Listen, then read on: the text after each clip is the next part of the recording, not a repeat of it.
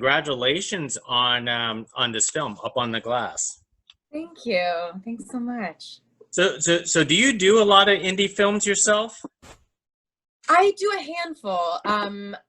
I sort of split my time pre-COVID, acting-wise, between network television, independent film, and theater. Oh wow. So Mhm. so so what attracted you to this project? What got you on board onto this one?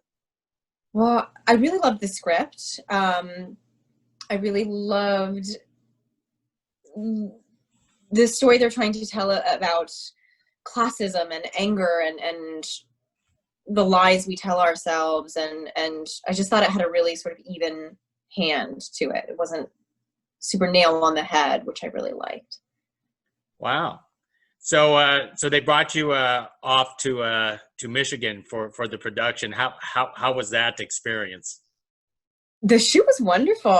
I'm from the Midwest. Originally, I'm from Ohio, Oh, and okay. so it was really nice to be able to sort of go back to some place that has a slower pace. We filmed in this little town that's famous for its asparagus in Really? Michigan. Yeah, they had like an asparagus festival while we were there. People made us asparagus soup, but it was like a small kind of tight knit beach community, and the feeling of the production too was it was such a family. The community there, like not just their families, but like everyone in the community really turned up, and people would make these like group potluck dinners. You'd go places to film and everybody wanted to help, and it was just a really, yeah, pleasant, really wonderful experience. Wow. It's not. It has that small town feel that which is everybody loves in Middle America. Hmm. Yeah, exactly. What about filming in a like a cottage like right by the beach? I mean that must have been different. It was amazing. It was gorgeous.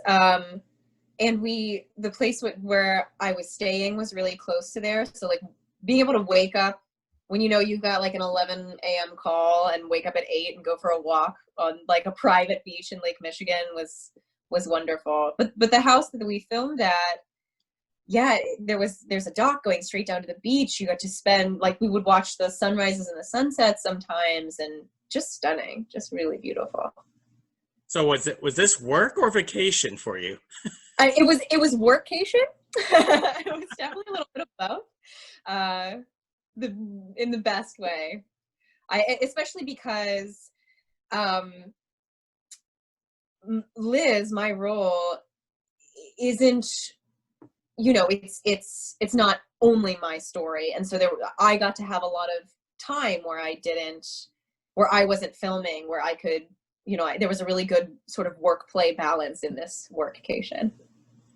Absolutely, and I know I was telling the director earlier that it kind of had this feel like it's two separate movies, and that you were literally in the latter half of the movie. Could you Mhm. talk about how was that? Was that like that kind of strange that you're not in the whole movie, but you're like in the second It definitely didn't bother me in any way, because I think the movie does split really clearly into two parts in Jack's arc, and I think thinking about it from like a story perspective, Liz's arc comes in a really specific place. Like there's a reason I'm only in the second half. It's not. It isn't a failed unrequited love story. It's a thriller. It's a psychological thriller, and I don't necessarily think that it would do the story any. It wouldn't benefit the story more to have me laced throughout. I think the surprise of my presence is something that affects the way Jack makes decisions, and yeah, I think it's important that I don't come in until after the murder. So how did you want to approach your character Liz? Because she in her own way was going through multiple emotions. Yes, yeah. Hmm. I I can connected immediately to Liz. I'm not married and I haven't been married, but I've experienced quite a bit of what she herself has gone through. But in terms of finding her, I wasn't too worried about like the physicality of it. I was more interested in the emotional life, and she, even on the page when you read the script, she's very calm, she's very centered, she's got a lot of gravity, and I myself can be a pretty like frenetic, neurotic person, so I drew on the people in my life, particularly my mother, who and another mentor of mine, who have that kind of gravity that I wanted to bring, but still not the kind of stillness or groundedness that comes off cold or shut off, because Liz is so connected. I wanted to be able to marry the sort of the placidness with there being a lot going on underneath. Wow. So the character's not even quite like you. So you did a great job then. Oh, thank you. She's definitely, I would say, just has more gravitas than I do. She puts her big boy pants on always, and I have to like throw a temper tantrum, and then I'll do it. So talk about you acting with your counterpart Chase, who plays Jack in the film. How was that? He's wonderful. Chase is a consummate professional, and just an actor's actor. I can think of one moment particularly. Like he always shows up for you. He's there not just for himself, but he's there to serve you and the production. And there was a moment we were filming this scene, one of the climactic scenes where Liz asks Jack, "Did you kill him?" You know, she knows something's wrong. She's found the ring,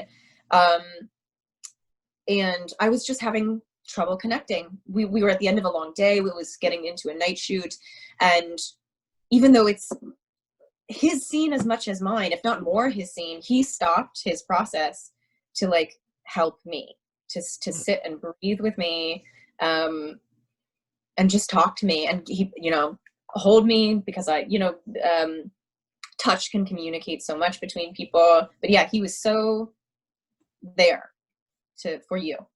He was great. Wow.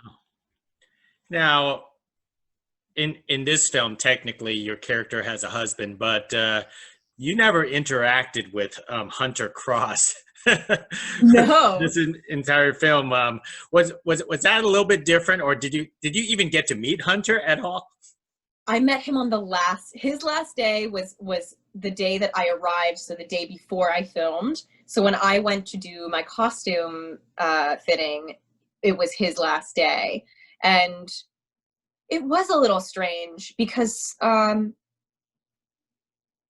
be honest, he's wonderful. Meeting him was great. I did not have access to any of his footage or any of, I didn't know him. So when I'm talking about my husband, I was referencing someone else. I was using someone else.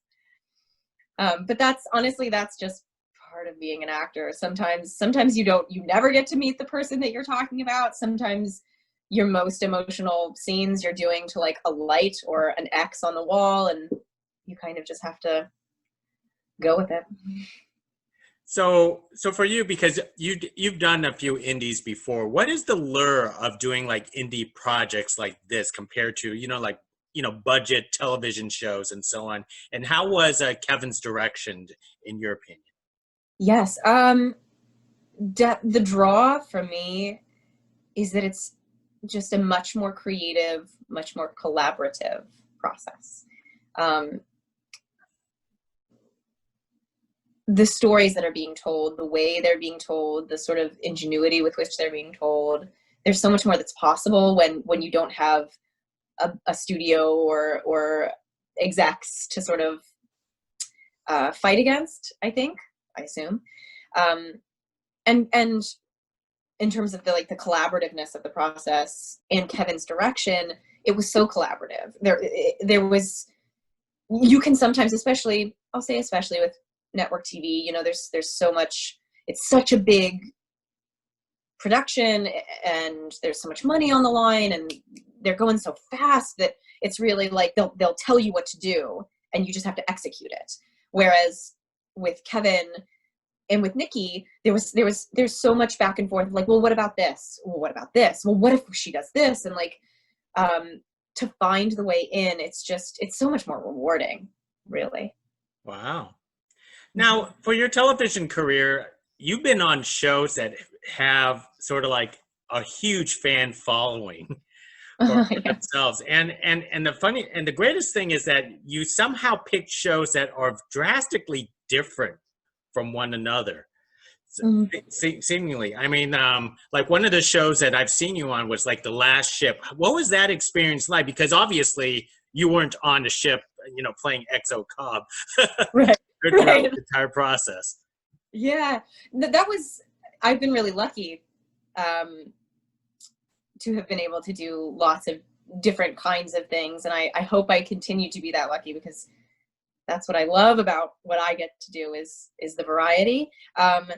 The Last Ship was great. It was, to make a horrible pun, they run a tight ship. Everything moved really quickly, and but there was a fluidity to the way they filmed that you don't, it's not just like it's point and shoot. They're like, they'll follow you around. Things kind of improvised a little bit last minute in terms of how they were setting up shots. But it was very professional, and I made some really good friends on that set. And there's definitely a suspension of disbelief, but it wasn't too much of a leap, because the sets that they have for the ships are amazing. You know, you really feel like you're on a ship. You can hear the ring of the metal when you're walking down the planks, down the gully of the ship. And yeah. Well, let me contrast that. Let me do a 180 into a comic book series of The Flash. I mean, you played a comic book character. What is it called? Mindy Shaitan, Black Bison.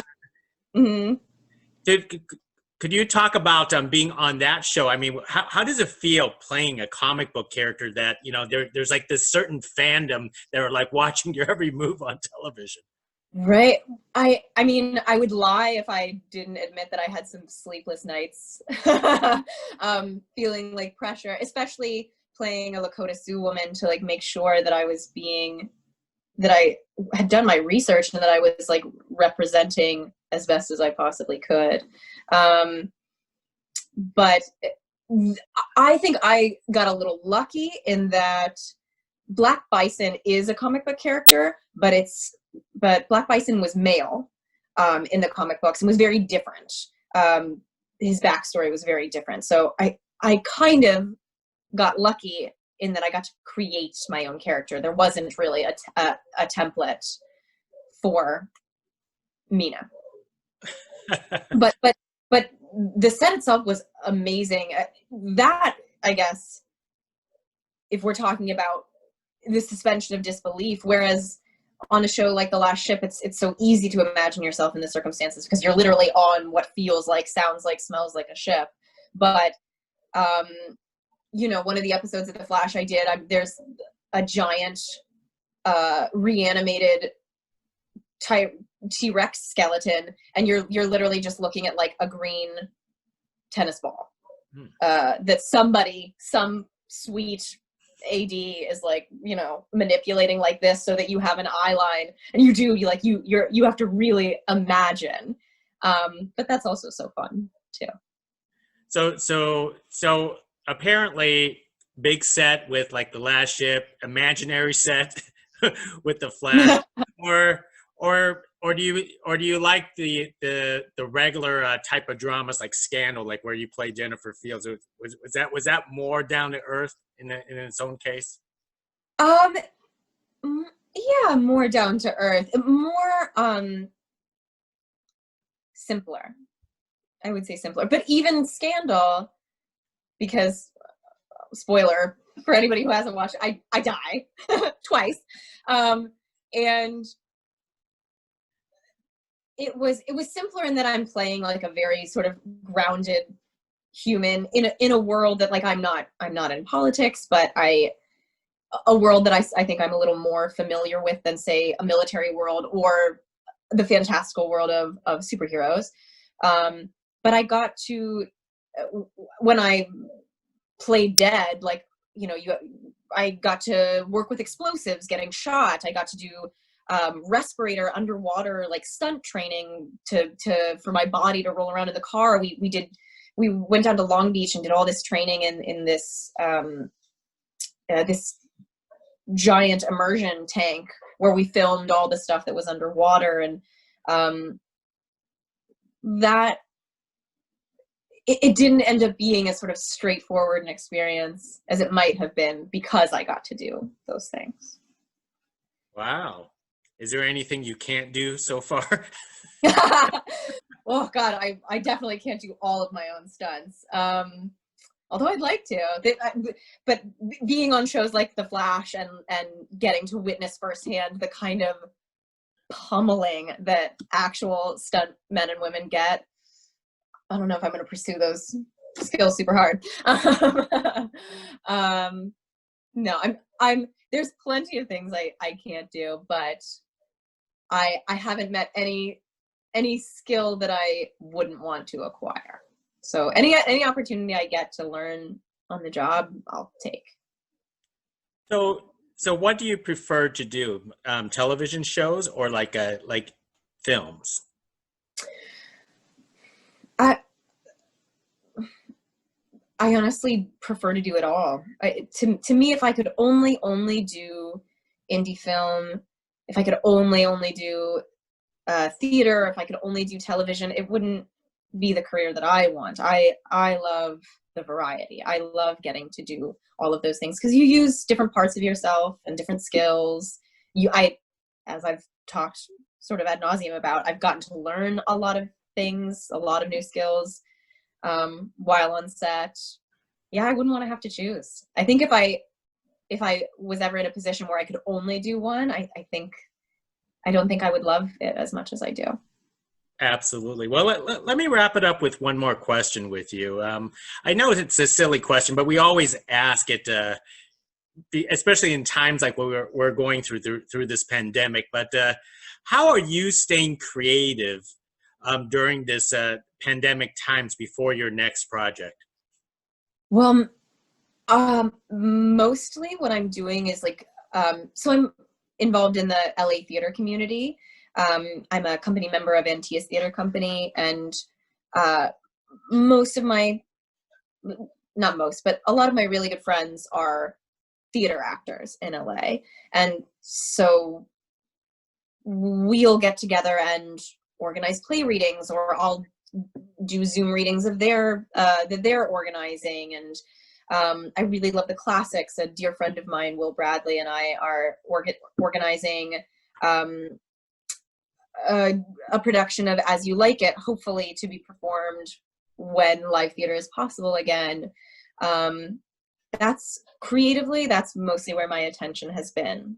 Although I do also feel that culturally, we put so much effort on achieving and success and purpose, and I very much I'm a very type A person. And so one of the things that I feel like this time has been teaching me actually is that some of the most creative things you can do is nothing. It's to read books, to read plays, to watch movies, to fill the well. That's, somebody pointed out to me recently that nothing in nature grows continuously. Everything in nature lays fallow. And I feel like my appetite for the work grows when I do also put energy into leaving it alone and doing other things. So, yeah. That's an excellent answer. I mean, it is very, it's a good perspective to love to live life. It's Yes, right. It's and something I think we don't always engage in, or we aren't always rewarded for here. absolutely. And I could tell you're readers because of all those books back there. I don't even know if I've read that many books in my lifetime. Yeah, my grandmother was a librarian, so I have definitely inherited the reading gene.